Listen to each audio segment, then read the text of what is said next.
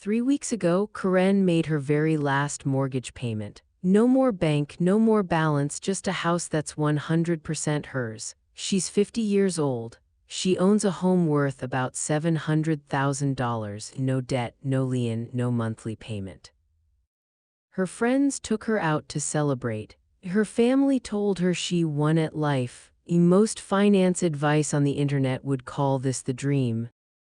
Last month, her HVAC system died. The quote to replace it was $12,000. Karen has about $5,000 in checking and $15,000 in savings.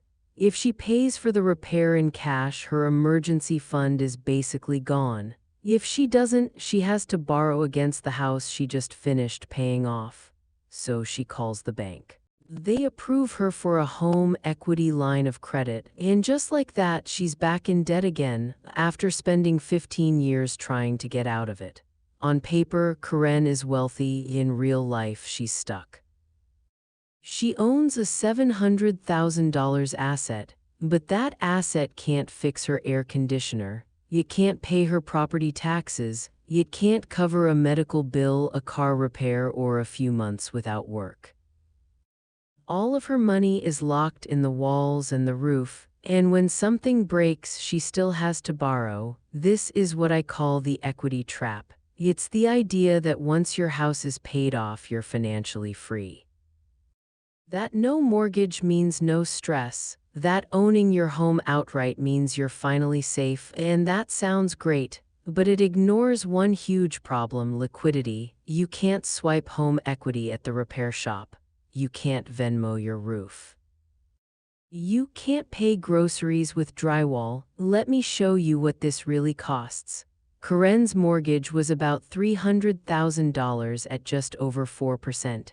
For the last 5 years, she threw an extra $1,000 a month at it to kill it faster. That's around $60,000 she could have invested.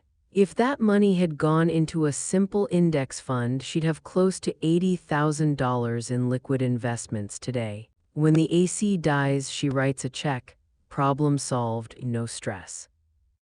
No new debt. Instead, she saved some interest and gave up flexibility, and now she's borrowing at a higher rate to fix a problem that cash could have handled easily.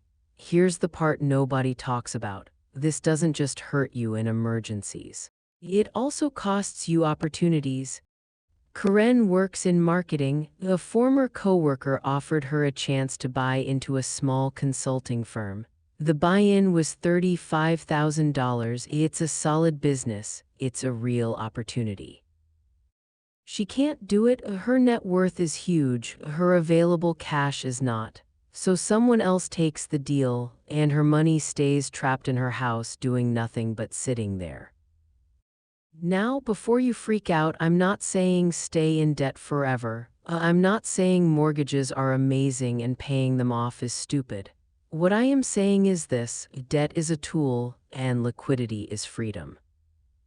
The goal isn't to have zero debt. The goal is to have options. If your mortgage is cheap and your investments can grow faster, keeping cash working for you usually wins. If you wipe out your savings just to feel debt-free, you're not safer. You're more fragile. Real security isn't a paid-off house. Real security is being able to handle a $10,000 problem without panic.